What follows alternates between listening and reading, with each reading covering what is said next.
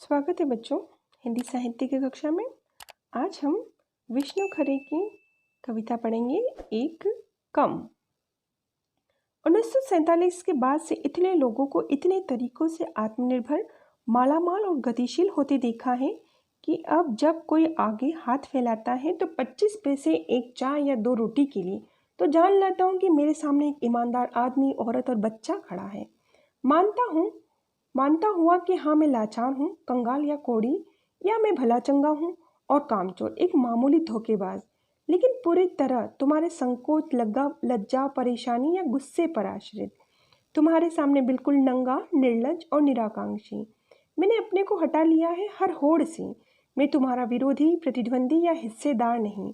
मुझे कुछ देकर या न देकर भी तुम कम से कम एक आदमी से तो निश्चिंत रह सकते हो। व्याख्या करने से पहले बच्चों हम इसके शब्दार्थ देखेंगे। शब्दार्थ में सबसे पहले आत्मनिर्भर का अर्थ है स्वावलंबी, मालामाल अर्थात धनवान, गतिशील अर्थात सक्रिय या उन्नति करने वाला, हाथ फैलाना का अर्थ है भीख मांगना, लाचार का अर्थ है बेबस, कंगाल निर्धन, कोढ़ी अर्थात किसी रोग से ग्रस्त, भला चंगा स्वस्थ, कामचोर आलसी, आश्रित का अर्थ है निर्भर, निराकांक्षी अर्थात बिना किसी आशा या आकांक्षा के, निर्लज का अर्थ है लज्जा रहित, होड़ का अर्थ है प्रतिस्पर्धा, प्रतिद्वंदी का अर्थ है विपक्षी, निश्चिंत का अर्थ है चिंता रहित। अब हम इसकी व्याख्या देखते हैं। 1947 के बाद से इतने लोगों को इतने तरीकों से आत्मनिर्भर, मालामाल और गतिशील होते देखा है। लेखक ये कह रहा है कि 1947 में जब से हमको आज़ादी मिली है और हमने सोचा कि हमारा देश भारत आज़ाद हो गया है, हम अपने ढंग से ईमानदारी का जीवन व्यतीत करेंगे, किंतु शीघ्र ही आज़ादी का जो मोह था वो समाप्त हो गया। कवि ने इतने सारे लोगों को आत्मनिर्भर, मालामाल और धनवान होते देखा है कि वह समझ गया कि मालामाल होने के और तरक्की करने के लिए व्यक्ति को अव्वल दर्जे का स्वार्थी, चालाक, धोखेबाज और भ्रष्टाचारी होना चाहिए। अनेक लोग स्वतंत्रता के बाद इन्हीं हथकंडों को अपनाकर धनवान बन जाते हैं। अर्थात जब लेखक 1947 के बाद जैसे ही देश आज़ाद हुआ और किसी भी लोगों को आत्मनिर्भर, मालामाल और गतिशील होते हुए देखता है तो लेखक समझ जाता है कि किन तरीकों से ये लोग मालामाल हुए, अर्थात इन्होंने स्वार्थ, चालाक, धोखेबाज और भ्रष्टाचारी के मार्ग को अपनाया है। ऐसे समय में जब कोई आदमी, औरत और ईमानदार बच्चा मेरे सामने 25 पैसे एक चाय रोटी के लिए मेरे सामने हाथ फैलाता है तो मैं समझ जाता हूँ कि मेरे सामने सबसे बड़ा ईमानदार व्यक्ति खड़ा है। क्यों? क्योंकि उन लोगों को उन दोषों ने नहीं छुआ जो आज उन्नति के लिए, धनवान होने के लिए आवश्यक माना जाता है। अर्थात जो ईमानदार आदमी, औरत और बच्चा है, इन्होंने कभी भ्रष्टाचार के मार्ग को नहीं अपनाया।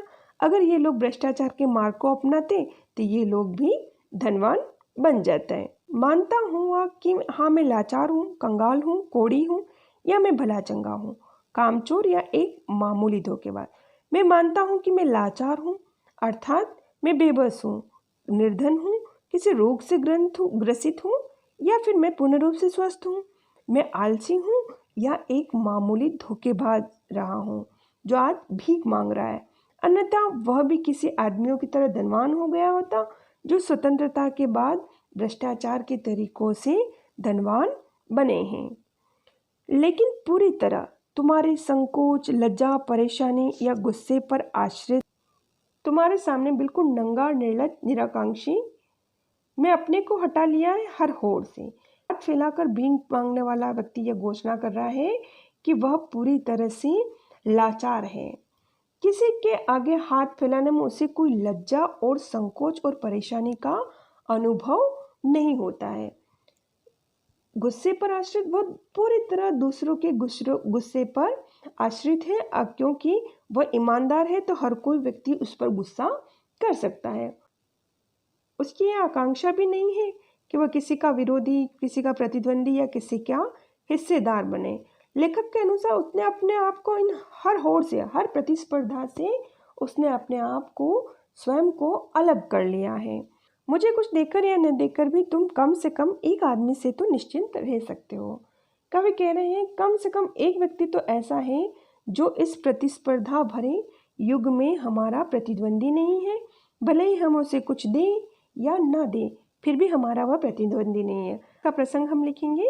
आज़ादी मिलने के बाद देश में किस प्रकार प्रतिस्पर्धा का दौर चला है और लोग एक दूसरे को धकेल कर आगे निकलने की होड़ में लगे हैं। इसका अनुभव कवि ने किया है। स्वार्थपरता, बेईमानी, धोखाधड़ी और भ्रष्टाचार के बल पर धनवान होते हुए लोगों को उसने देखा है। किंतु ऐसे समय में जब कोई भी व्यक्ति उसके सामने हाथ फैलाता है तो वह समझ जाता है कि वह ईमानदार, लाचार और कमज़ोर इंसान रहा है जो मेरा प्रतिस्पर्धी नहीं है। इसका विशेष हम लिखेंगे। आज़ादी के बाद देश में भ्रष्टाचार और बेईमानी में बढ़ोतरी हुई है। भाषा सहज, सरल और भावों के अनुकूल है। खड़ी बोली का प्रयोग किया गया है। व्यंग्यात्मक शैली का प्रयोग किया गया है। हाथ फैलाना मुहावरे का प्रयोग है। अनुप्रास अलंकार का भी प्रयोग किया गया है। अब हम इसके प्रश्नोत्तर देखते हैं। विष्णु खरे का जन्म कब और कहाँ हुआ? उसका उत्तर हम लिखेंगे। विष्णु खरे का जन्म 1940 में छिंदवाड़ा, मध्य प्रदेश में हुआ। प्रश्न नंबर 2, लघु पत्रिका व्यास का संपादन कवि विष्णु खरे ने कौन से सन में किया था? इसका उत्तर है लघु पत्रिका व्यास का संपादन सन 1966 और 67 में किया था। प्रश्न नंबर 3, विष्णु खरे द्वारा किन किन समाचार पत्रों का संपादन किया गया? इसका उत्तर है नवभारत टाइम्स, अंग्रेजी टाइम्स ऑफ इंडिया और जयपुर का नवभारत टाइम्स। प्रश्न नंबर 4, विष्णु खरे ने औपचारिक लेखन का प्रकाशन कब प्रारंभ किया? इसका उत्तर है विष्णु खरे ने 1956 में औपचारिक लेखन की शुरुआत की। प्रश्न नंबर 5, मरु प्रदेश और अन्य कविता जो कि 1960 में प्रकाशित हुआ, किसका अनुवाद है? इसका उत्तर है मरु प्रदेश और अन्य कविताएं टी.एस. इलियट का अनुवाद है। अगला प्रश्न है विष्णु खरे के कौन कौन से प्रमुख काव्य संग्रह है? तो इसका उत्तर है इनका पहला काव्य संग्रह है टी.एस. इलियट का अनुवाद जो कि मरु प्रदेश और अन्य कविताओं के नाम से 1960 में प्रकाशित हुआ। दूसरा है एक रूमानी समय में, ये 1970 में प्रकाशित हुआ। तीसरा प्रकाशन है खुद अपनी आँख से, ये 1978 में प्रकाशित हुआ। चौथा प्रकाशन है सबकी आवाज़ के पर्दे में, 1994। पांचवा प्रकाशन है पिछला बाकी और छठा प्रकाशन है काल और अवधि के दरमियान। अगला प्रश्न है खरे द्वारा लिखित समीक्षा पुस्तक का नाम व उसका प्रकाशन वर्ष बताइए। इसका उत्तर हम लिखेंगे खरे द्वारा लिखित समीक्षा पुस्तक का नाम है आलोचना की पहली किताब और यह 1983 में प्रकाशित हुई।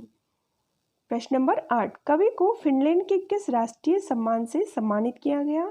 इसका उत्तर है कवि को फिनलैंड के राष्ट्रीय सम्मान knight of the order of the white rose से सम्मानित किया गया। प्रश्न नंबर 9, विष्णु खरे को अन्य किन पुरस्कारों से सम्मानित किया गया? इसका उत्तर है रघुवीर सहाय सम्मान, शिखर सम्मान, मैथिली शरण गुप्त सम्मान और साहित्यकार सम्मान। अब हम पाठ के प्रश्नोत्तर देखेंगे। कवि ने लोगों के आत्मनिर्भर, मालामाल और गतिशील होने के किन तरीकों की ओर संकेत किया है? अपने शब्दों में लिखिए। इसका उत्तर है कवि के अनुसार आत्मनिर्भर, मालामाल और गतिशील होने के लिए लोगों ने गलत रास्तों को अपनाया है। लोग अपनी स्वार्थ सिद्धि के लिए किसी का भी गला काटने से परहेज नहीं करते। देश को खोखला बनाने में बहुत सहयोग दे रहे हैं। देश का पैसा गबन कर विदेशी बैंकों में डाल रहे हैं। बेईमानी करने में इन्हें जरा भी संकोच नहीं होता।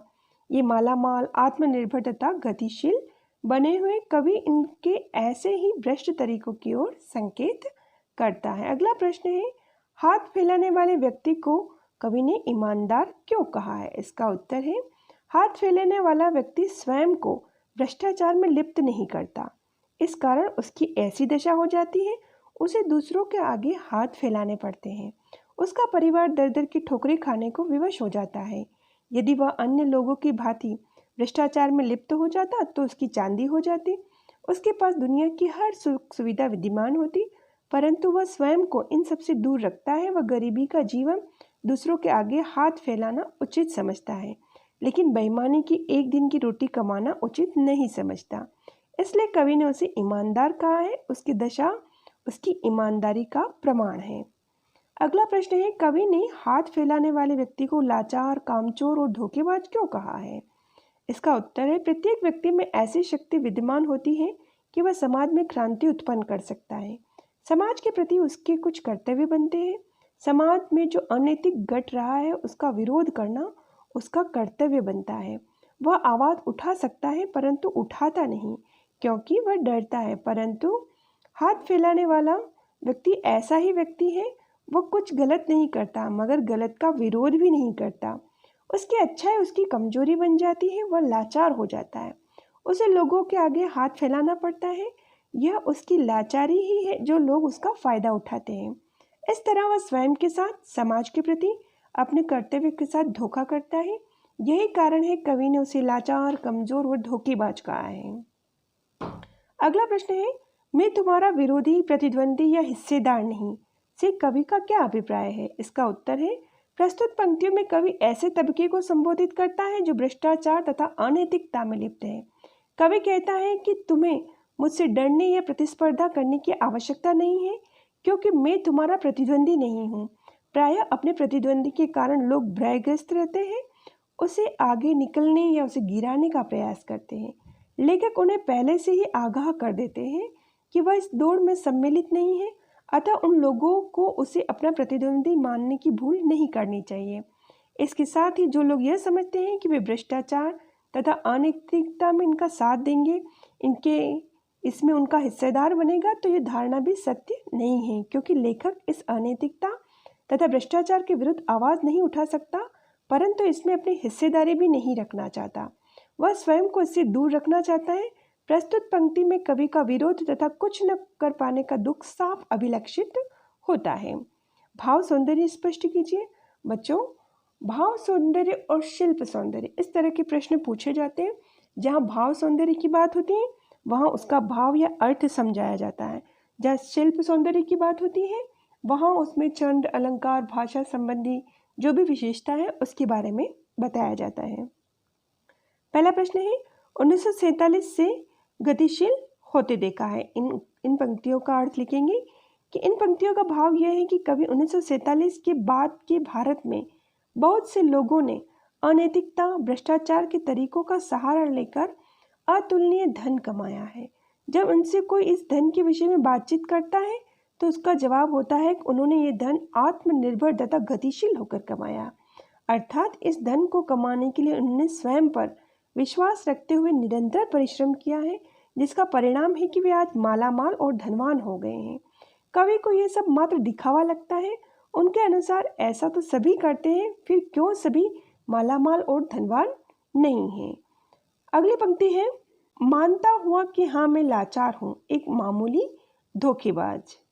इसका उत्तर हम लिखेंगे, भाव यह है कि भ्रष्ट लोगों को देखकर भी कवि कुछ नहीं कर पाता, इसलिए वह स्वयं को लाचार मानता है, परंतु यदि प्रयास करता तो शायद कुछ बदलाव हो सकता था। यही कारण है कि वह स्वयं को कामचोर कहने से नहीं हिचकिचाता। ईमानदार लोगों की दशा को अनदेखा करने के कारण स्वयं को धोखेबाज भी कह डालता है। लोगों के भ्रष्ट व्यवहार ने उसके हाथ बांध दिए हैं। वह अपने सम्मुख एक ईमानदार व्यक्ति को हाथ फैलाते देखता है, परंतु हालात उसे विवश कर देते हैं। यह उसकी ऐसी दशा देखकर भी चुप है। यही कारण है कि वह स्वयं को इस प्रकार के नामों से पुकारता है। अंतिम पंक्ति का अर्थ है कि भाव यह है कि कवि के अनुसार ईमानदार लोगों के समक्ष उसका कोई व्यक्तित्व नहीं। उसके सम्मुख तो वह स्वयं को नंगा, लज्जा रहित व इच्छा रहित मानता है। वह किसी भी प्रकार की प्रतिस्पर्धा और टकराव की स्थिति से दूर रहना चाहता है।